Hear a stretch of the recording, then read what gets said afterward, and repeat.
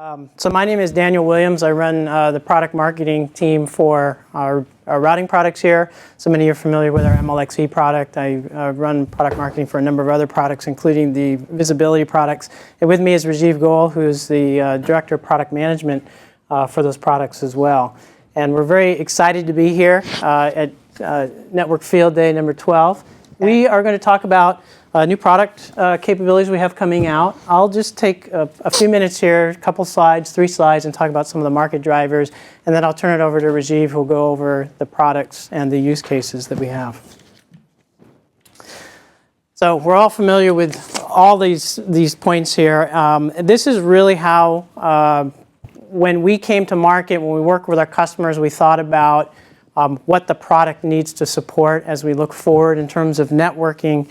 And some of the key thoughts here, I think this concept of digital transformation is really important, because transformation, we're going from something that's fundamentally different before and after. And while we have a lot of digital data going on over the networks over the last few years, we're really headed into what the kind of the third wave is. And that's really driving these challenges, particularly when it comes into the IT infrastructure, particularly in the network, where customers say the old networks are really a hinder to that. I'll give you an example of video. So one of the challenges a lot of our customers, existing customers, are dealing with is video. And so the first wave of that is, Netflix streaming and how that's going to 4K HD and the impact of that traffic on the network. But then we have things such as these mobile devices, our mobile phones, and HD video, so mobile and social platforms, that's driving more onto the network, and that's much more dynamic.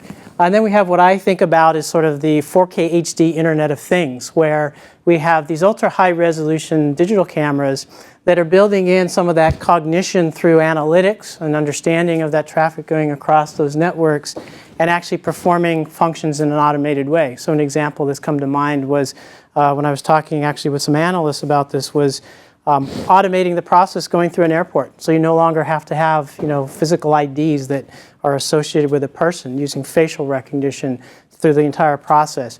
And what this really does when we think about it is, all of this goes back to data centers, and it has a huge impact when we think about the traffic going across these and what you need to do with that traffic.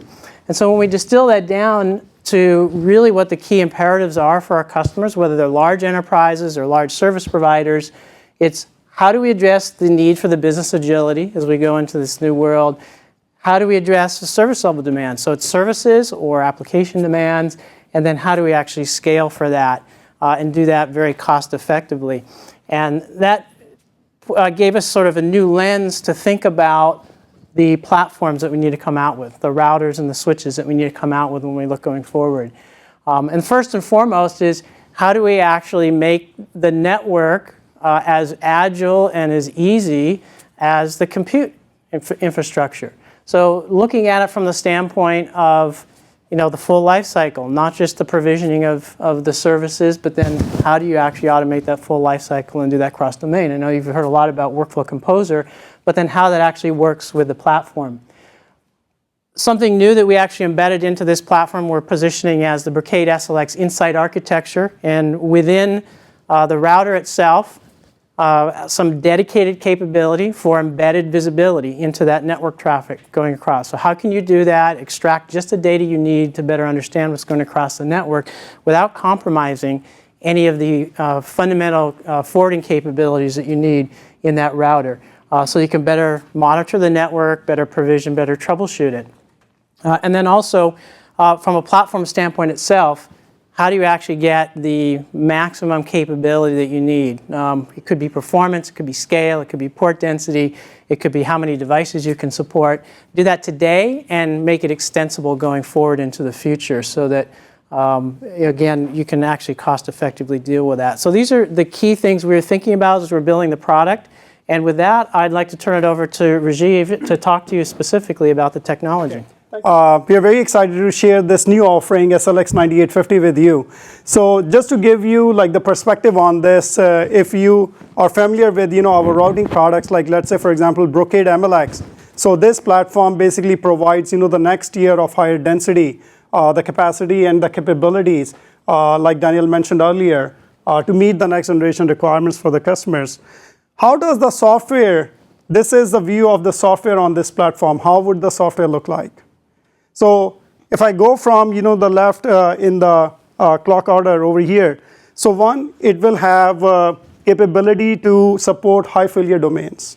So isolation via OS VMs, like be able to virtualize your system infrastructure as well as you'll hear in a bit, like your application infrastructure.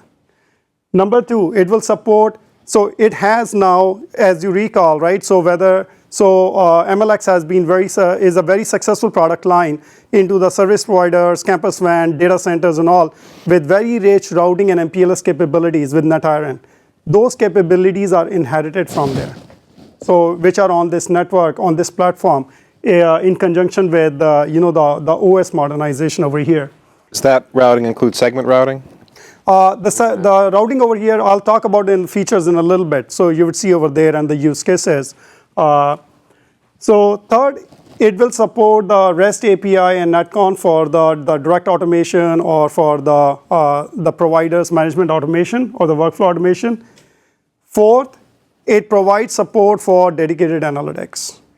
So when you have the traffic, like you want to inspect, do the things in the network, you want to have that traffic being seen, monitored, visualized. So this can provide you without affecting your connections going to the management plane, the mission critical routing. So this can give you a separate dedicated ways to do that. And I'll talk about that in a little bit.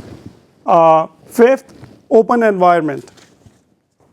So this platform will support the open environment for applications. If there's an application that you want, as a tracker or as monitoring or something else that you're interested in, so you'll be able to put on this platform to make your, the multi-tier, the application architecture possible. And the last but not least, you heard today a lot about Brocade Workflow Composer. So all the use cases using this platform and our existing platform, for example, MLX, those will be supported by the Brocade Workflow Composer. Are you going to go through all of these in your presentation? The key ones, yes, absolutely. But if there are any more questions, we'll be happy to try to answer that. I'm just curious when because I can wait. If you're going to dive into, for instance, the API section and the open environment section, you're going to explain those in more detail? Yeah, so no, I don't have a lot of details in the slides, so we can go over that right now if you want. Yeah, sure. Let's start with what that streaming API is. So for that one, I have a dedicated slide, so I can cover that over there. Okay. Yeah, as well as the open environment that we have. Oh, wait. Okay. This is the view of the hardware, the platform itself. So first and foremost, it has the merchant silicon in the platform. So the pipeline and all the things that we have, so in our product line like MLX, we have been using merchant silicon FPGA for a while. So now with the merchant silicon, it provides that cost efficiency and the pipeline maturity for the new platforms with the cost effectiveness that the customers have been asking us for. So this is one that will be available into this platform. Second. Which silicon have you gone with? This one will have Jericho. Okay. Broadcom Jericho. Thank you. Second, investment protection with the future-ready 40 gig scale. This provides the highest 40 gig density in the industry, with 60% more ports than any other platform out there. So with the same thing with the 10 gig. Latency and performance with the big data and all the things we talked about, video and things, right? So as these things are becoming more and more common and growing explosively, so to help maintain that performance and burstiness, this will have ultra deep buffers. How deep are ultra deep buffers? Let's put it like this. So the 100 gig line card will have 36 gig buffer. It's a shared buffer? So there are six towers. Each tower will have 6 gig. 6 gig is shared dynamic. It can be adjusted.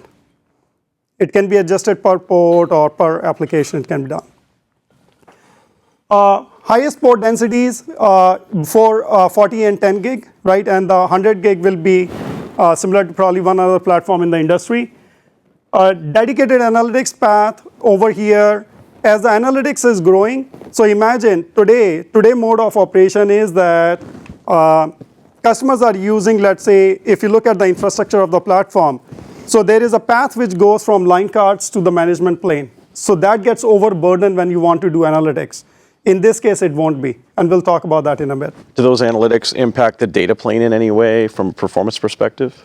So I have a director of engineering with me over here. Sean, you want to address that directly? All right, sounds good. Sounds good. Okay. Last but not least, it has a x86 CPU on the platform. So we can run containers or some kind of applications right on the platform? You'll be able to run applications on the platform. It will come with the KVM hypervisor, and you'll be able to leverage that. So we chose KVM for many reasons, like which you probably know more than probably I do.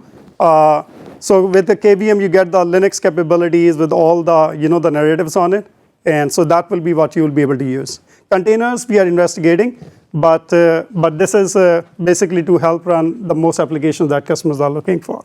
Okay, so on the containers, you guys can run containers. You can install on your own inside the VM, inside the guest VM, and you can run containers there. On the workflow automation, we have taken the new way of doing the things here. Lindsay talked about that in detail, but in general, the way we are looking at workflow composer and workflow automation on this is that we are not going like infrastructure provisioning only. So if you think about the way we are looking at it is like, for example, the customers, when they have like, the service order comes in, they want to create a service, deliver it, and put it together. So how would it look like in environment one, let's say Internet Exchange? How would it look like in a colo data center? How would it look like into a core aggregation or IP fabric environment? So this is how we are looking at like, how do we help customers basically like, be part of the DevOps style model and do that versus like doing the infrastructure provisioning. So there's a slide I was referring to where we can talk about this, the Insight architecture for analytics. So the way to look at this is that, so let's say this is your packet processor data plane, right? Over here, the data plane over here has multiple things. So one is that it has a control path, which typically the routing platforms have, right? The routing and switching platforms. So in today's mode of operation, that both the mission critical routing traffic as well as the analytics, if we want to do, that traffic basically goes through here, right? So going out of the management interface, things like that. But in the case of SLX platform, there is a separate dedicated analytics path. So what the customers can do over here is that then they can have the analytics path, which is dedicated going from packet processor to we are calling it guest VM. So on the management card. So here you have the system VM and the guest VM, and the guest VM has the x86 CPU, and they will be able to run the applications, whether it's, let's say, as an example, TCP dump, Wireshark, those kind of applications could be run on it. Please go ahead. So on the analytics path, right? What it is that visualize it with the packet processor. We take an actual physical port, we string it back, we string it to the back plane. It's on a line card, right? And on the main module, management module, our CPU, onboard CPU, Intel CPU, talks to a Broadcom internal switch. Is a Ranger switch, and that connects to the back plane. So it's a dedicated physical path, but it does cut through the back plane. But because the back plane is so high in the bandwidth, right, it doesn't affect the overall throughput. It's only 10 gig. We actually also rate limited. So essentially, it is a direct analytics path, right, with rate limiting. Yeah, and so imagine the scenarios when the customer has BGP, when they have the TE routing, control plane, and all those things. So those are not subject to now the same path as analytics. So that can continue to run on its own dedicated plane. And for the analytics, customers can create own real policies, do fail and trial. If anything goes wrong, I mean, they don't have to worry about it. It will not, so this will not impact their existing network. Another thing it has, like there was a question on the streaming API earlier. So I'd like to address that. So over here, if you see, this is where the streaming API is. So from the platform, we have two ways. If customers want to connect their own, let's say like their own tools, appliances, or trackers outside the system, so there are multiple ways to do that. So One of those is the streaming API. If it is more for monitoring, the streaming API can get the things outside the platform. Okay. Second one is there is a services port. It's not the management port. Services port. It's a 10 gig port, which basically is available to the customers. So again, without burdening the infrastructure platform, the infrastructure VM, right? The management VM, without affecting that capacity, that capability. So the services port can be leveraged into the dedicated function. So now the customer has this triangulated flexibility. They can basically have the traffic go from here to the guest VM, or it can go from the data plane out to the external trackers, right? Or it can go from external trackers, vice versa, to the x86. So, I mean, it's like we are providing that capabilities, but the use cases, so customers can define them and we can work with them as they need to. All right, can you explain a little more about the streaming API? Like, what is it and what does it publish? What is the transport there? How can I integrate with that? How can I build tools to consume that data? Yeah. So with the streaming APIs, the way we are looking at is, so that's more for monitoring, the streaming API. So today, if you look at, you have the ways using, let's say, SNMP. With SNMP, everybody is very well aware, you do the bulk walks, you go down to the system, you fetch the counters, do the things. And that monitoring is getting more and more demanding. Like customers want to look at CPU utilizations, they want to look at memory utilization, they want to see interface counters, they want to see policy stats, and so forth. I'm trying to be rude. Sure. I fully understand the need for a streaming API. Fully agree. Okay. I'm more asking on how it's being implemented. Maybe let me ask this a different way. Have you looked at because the Open Config project aims to solve part of these problems by providing models to stream that data and simplify it so that I don't have to rewrite my software or add another driver when Brocade decides to pop up and provide their own streaming API. Yeah. So I just need your models, basically. Have you taken that approach, or have you taken something a little more unique? So we'll be able to. So I think we'll be able to share that information a little bit more with you, towards the release date. But the main thing over here is we have multiple models that we are looking at. So, let me just add to that. So we are looking at actually using gRPC. So that is the mechanism that we are looking at. Okay. We are considering open config models also. So we are actually fully support that. Correct. I think open config is not fully there. There are so many things that needs to be supported there. So streaming APIs, gRPC is what we're targeting with the second software release. The first software release doesn't have. First software release has more all the netconf and REST APIs, everything. Second will have the streaming APIs. Current thought process we have is we're going to align with gRPC. But the model that we're going to build it is that if there any other kind of streaming mechanism we need to do, we can also do that there. Okay, so your first attempt is going to be gRPC. With the gRPC. And you're going to be providing those models to us. Absolutely. Open source. Yes. Okay. Thanks, Sanjay. Can you go back? Let me add one more comment on here. On the slide, if you see in the guest VM, we talk about two applications, TCP dump and Wireshark. Why we have these applications there is now we have analytics tools which are built in on the device. So today, if you look at as any network operator, if you have to do any kind of troubleshooting, you want to look at packets going through the wire. You're always figuring out where is the sniffer or which traffic do I span? Where do I do that? We are trying to embed all of that into each and every SLX device. So you don't need to do any more sniffer. You don't need to do any more spanning. The information is there. We have a dedicated path where if you want to troubleshoot, let's say BGP, you have some issues there. You can suck all BGP packets going to the wire from any port into the CPU. You have a tool right there which is certified by Brocade. Because we actually tested it, so it's actually certified by us. And now you can use that to get more information for BGP for debugging. Yeah. And if you basically are concerned about having that much data and traffic, let's say if you want to do mostly on the platform, so it will have its own dedicated hard disk also, solid state drive. And that way, that will be for purely analytics. So the system has its own dedicated SSD, and then the analytics will have its own. So you can store it over there as well. So for these VMs or that side to talk to the data plane, they get to go through the back plane directly to it. What about the controller management plane? Do they have to go outside the box, or can they utilize the back plane to get to it? You mean this particular channel over here? the control path? I'm thinking a guest VM itself talking directly to the management plane or even the RIB. Right. So there will be like the APIs over there, so kind of work through, right? So we are working on those APIs and stuff. Okay. So that will be the mechanism to provide that correlation. Okay, so it'll stay within inside the box. Correct. Okay. Yes. Yeah, it will not be through outside. So that's the thought process over here. Cool.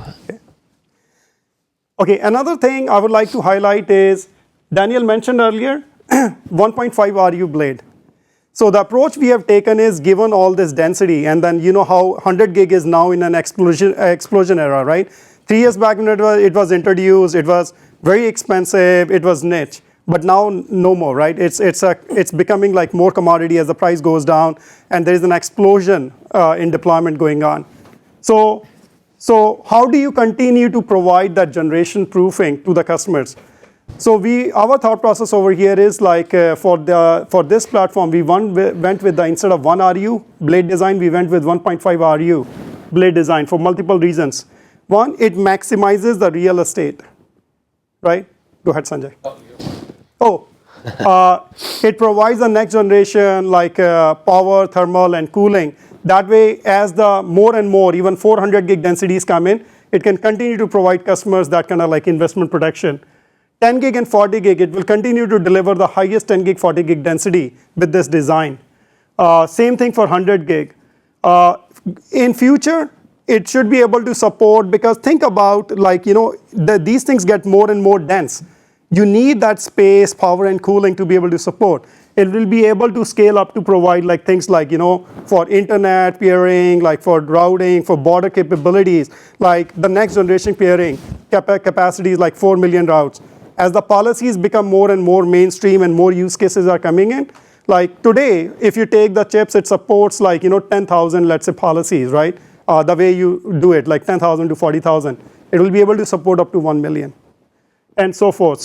And 400 gig density ready today.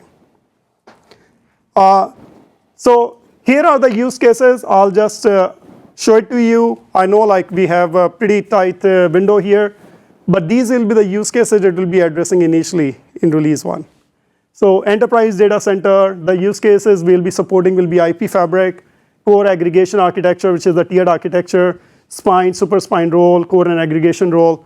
Cloud service provider like IP fabric, again, spine and super spine, colocation data centers, and IXPs. We have all the features. I mean, we are working with already some of our existing customers and some of the new customers very closely. We have very tight partnerships with them. These are like tier 1 customers around the world. And this is an example of like an IP fabric architecture that I mentioned earlier. Features wise, we have all the features that we need, so that will be available in release 1. But what we will also have is the Brocade workflow composer with the workflows which are centric to like what Lindsay mentioned earlier, provisioning, validation, remediation, and all. This is a quick overview of core aggregation architecture for enterprise networks and cloud exchanges. So again, this is a typical reference architecture. But you could see, so capabilities wise, again, we already have like footprint into many of these tier 1, so the customers. So we are working with them. Capabilities wise, it will have the capabilities that they require in release 1. And then we are extending the Brocade workflow composer to now these kind of environments. And by the way, it will work with, so one of the common requests is that needs to work with MLX also, because MLX and other platforms are already there in the network. So it will work jointly to provide them a non-disruptive path with these newer capabilities. Okay. The last one over here is L2 exchange for internet exchanges. Tier 1 internet exchanges are going through explosive growth, right? 100 gig is a killer application over there. So we are working with many of those very closely. Again, features-wise, it has everything. But we are coming out with a workflow automation also on this and analytics capabilities that we are working with them.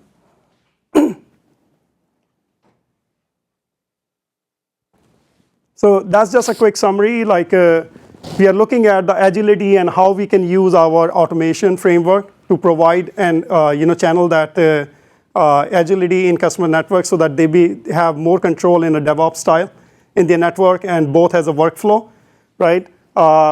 Address the rising demands for service level. This is the embedded visibility so that they can think about more use cases beyond what we have thought and providing them those capabilities in a non-disruptive way, right? That basically they can leverage their platform effectively to be able to do the monitoring, the tracing, and things like that on the platform, including like TCP dump, Wireshark, and others. Last but not least, like we went with the 1.5 RU approach, right? And that's just that, things will continue to get growing, right? It's just too much bandwidth, too much explosion going on, which is a very interesting era for the networking industry. So by having that and providing that generation-proof capability, whether it's 10 gig, 100 gig, 40 gig, and even 400 gig going forward, so we have built it in a way that, they should be able to maximize on it by leveraging the power, thermal, and the real estate. With the ability to run VMs on the switch, is there any thought or any capabilities for HA? Should there be a failure in the box? That's a great question. So we are looking at it multiple ways. So the system will itself has a process restart ability. Like if the process dies down, it will be able to come back up. So we will be basically delivering that into multiple phases, not day one for all the processes, but that will be there. Second thing, to your point about multiple VMs, because in a chassis form factor, so one is we already have the process restart ability, and the second thing is that it has the redundant management module, so that would be there. But basically there is definitely a thought process that what if if there is a fixed form factor, let's say, right? Over there is no multiple redundant management modules. Right. Would you need something like that over there? So Probably not, but yeah. So that's where basically something like that could be very useful. Absolutely. what sort of the architectural limits on how many VMs you can put on the platform? Oh, that's a good question. Sean? 'Cause I'm Sorry for that. On the platform. Is there any limit? We did not actually calculate, but it's an Intel, it's a Broadwell, right? This is state of the art. So right now in the first release, we are limiting it to 1 VM, but we could open it up for N VMs, right? We have to test it. It depends on the application, not just number of VMs, right? We have to look at it. What is the application you want to run on it? It's going to be a memory constraint more than anything. Correct. It's no different than a question on a server. How many VMs you want on a server, right? It's a memory constraint, and I would add the inside architecture for that particular VM. It's connected to actual physical port, the inside port that we talked about, right? And this is available for 1 VM, right? Other VMs, if you open it up, it would be just another VM, right? But you could, in theory, run another VM. So right now we are not. We're listening to PM, right? PM is telling us 1 VM now, but if there's a field need, we can certainly open it up. Let me just add to that, actually. So 1 VM is a guest VM. There's obviously a system VM. So there are 2 VMs there.